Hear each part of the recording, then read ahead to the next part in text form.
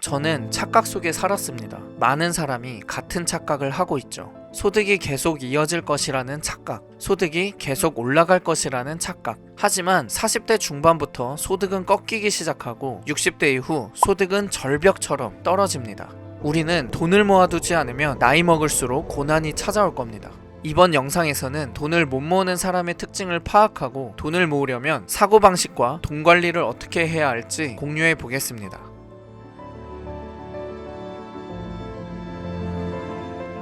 저는 약 10년간 1억 5천만 원을 모았었고 투자로 2억까지 불려보았지만 주식과 사기로 인해 자산이 10분의 1로 토막났습니다. 인생을 끝냈으면 할 정도로 고통을 느꼈죠. 하지만 뼈저리게 아픈 후회들을 밑거름 삼아서 돈에 대한 공부, 성공인들에 대한 공부, 내 가치를 높이는 공부를 부단히 했습니다. 그리고 다니던 회사와 지인의 사업을 도와 10배 이상 매출을 만들어내기도 했죠.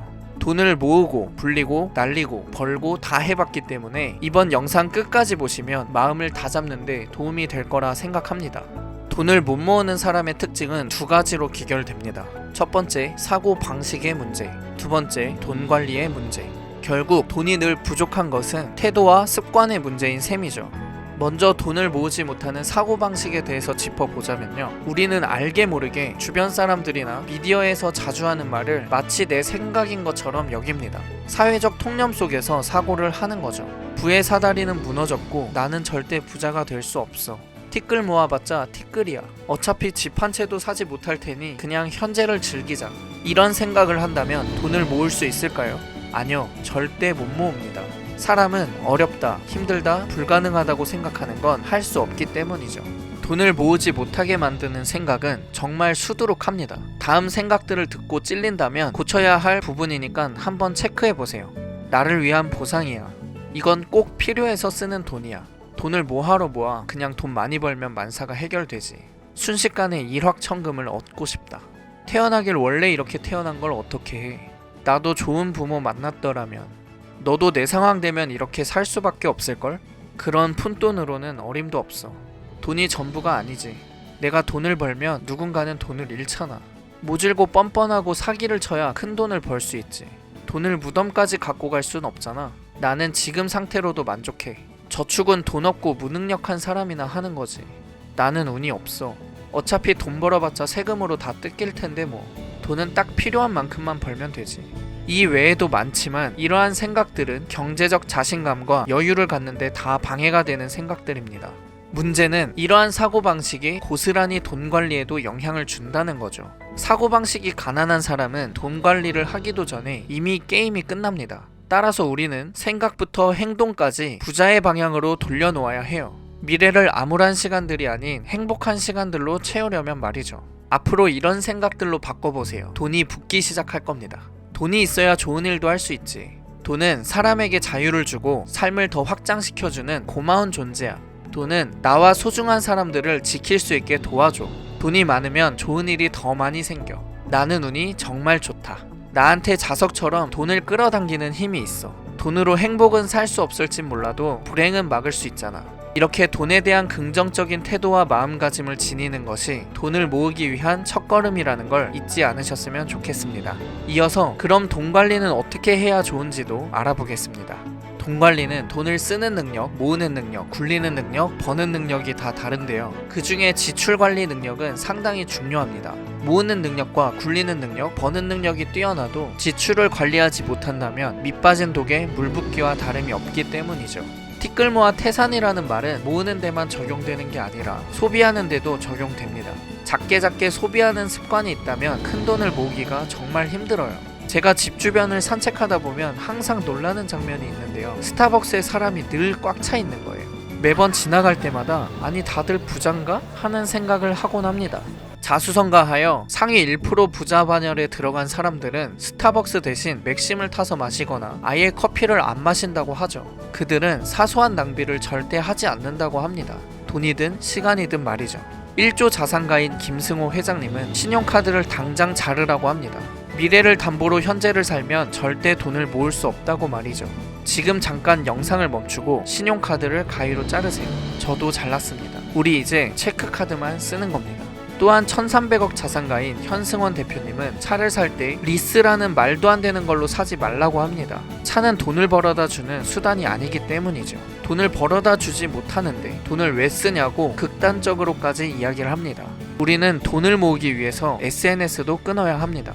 엥? 그게 무슨 상관이야? 할 수 있겠지만 SNS를 보면 호캉스나 오마카세, 외제차, 해외여행 등 다들 잘 사는 것처럼 보이죠. 하지만 사람들은 가장 잘 나온 사진과 추억들을 올려놓는 것인데 그 모습의 장점과 내 모습의 단점을 비교하면 상대적 박탈감을 느끼게 될 뿐입니다.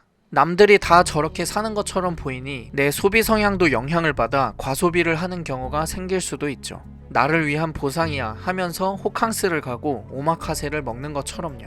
굳이 외제차를 사서 5년을 담보로 잡히는 것처럼요. 1천억 자산가인 세이노님은 편리함은 언제나 당신의 돈을 빼앗아가는 원흉이라고 합니다. 불편함을 느낄수록 돈은 쌓이기 마련이며 돈을 사용하기가 편리할수록 돈은 새나가는 법이라고 하죠.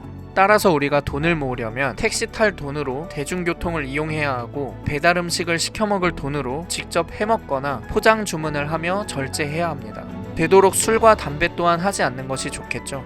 작은 돈을 관리하지 못하는 사람은 큰 돈을 관리할 수가 없습니다. 이 영상을 통해서 소비를 줄이고 저축을 더 하는 계기가 되길 바랍니다. 지출 관리가 잘 되는 사람은 모으는 것도 버는 것도 훨씬 수월할 거예요. 돈 관리는 절제와 인내의 태도가 밑바탕이 되기 때문이죠. 자, 이제 돈을 모으는 방법과 버는 방법에 대해서도 이야기해 보겠습니다. 여러분은 저축에 대해서 어떻게 생각하시나요? 대부분의 사람은 보통 4가지 이유로 저축을 하지 않습니다.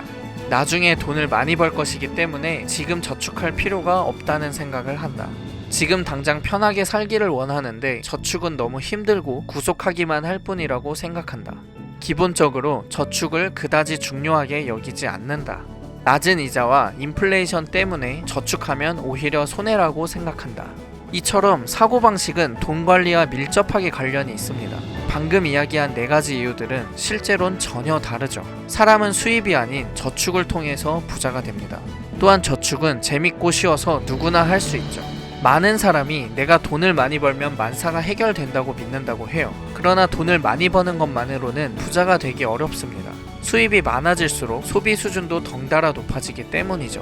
여러분이 만약 100만원을 벌어 그중 10%를 저축한다면 저축액은 10만원입니다. 그런데 1000만원을 벌면 10%는 100만원이죠. 똑같은 비중임에도 사람은 100만원 저축하는 것을 훨씬 어려워합니다. 그래서 수입이 적을 때 저축하는 것이 오히려 더 쉬울 수가 있어요. 오늘부터 버는 돈의 10%를 저축해 보시길 바랍니다. 사람은 아무리 돈을 많이 벌어도 돈 쓰는 습관은 거의 바뀌지 않거든요.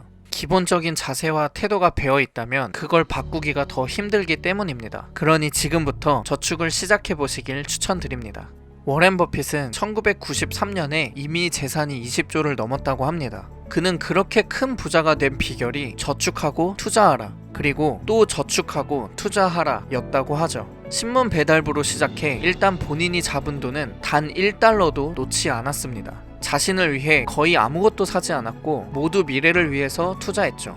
버는 것보다 적게 써야 돈을 모을 수 있다는 건 자명한 사실입니다. 이 이야기를 진부하다고 여기는 사람과 흥미롭게 여기는 사람의 삶은 10년 후, 20년 후 많은 것이 달라져 있겠죠. 돈을 모으기 위해선 소득에서 저축할 돈을 먼저 떼놓는 것이 중요한데요. 소득의 10%를 나 자신에게 가장 먼저 지불하는 겁니다. 소득의 90%를 쓰는 생활과 소득의 100%를 쓰는 생활은 크게 다르지 않을 거예요. 그러니 먼저 저축하고 그 돈은 절대 건드리지 않는다는 원칙을 먼저 실천해 보시기 바랍니다.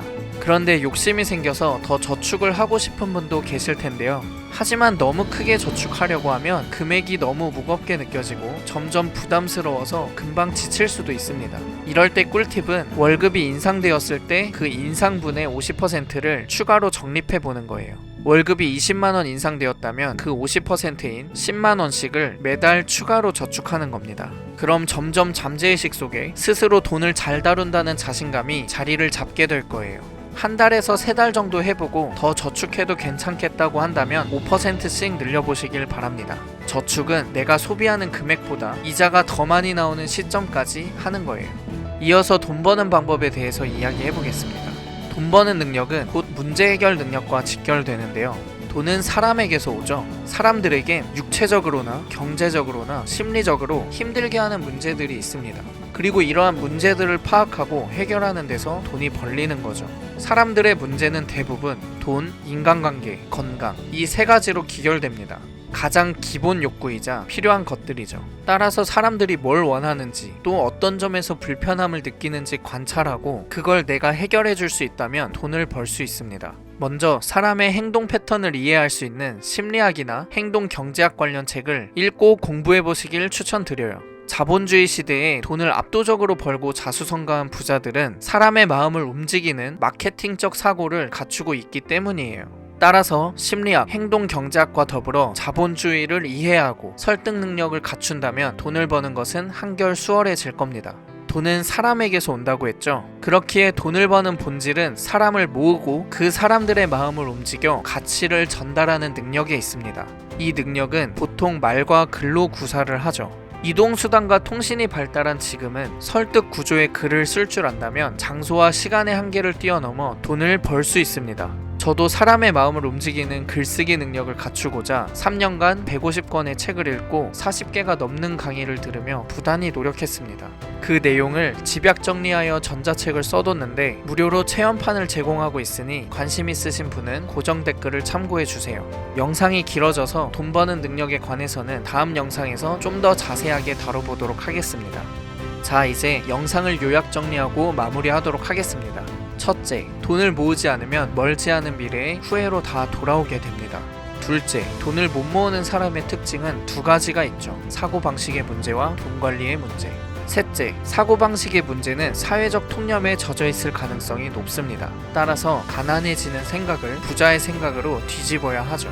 넷째, 돈 관리에는 여러 가지가 있지만 그중 돈을 지출하는 것, 돈을 모으는 것, 돈을 버는 것에 대해서 살펴보았습니다. 작게 소비하는 습관을 절제하고 소득의 10%를 저축하며 인내하고 인간의 문제를 해결하는 데서 우리는 돈을 벌 수 있습니다. 다섯째, 영상대로 딱 3개월만 해보세요. 그럼 돈에 대한 개념과 자신감이 생겨 인생 전반에 도움이 될 겁니다.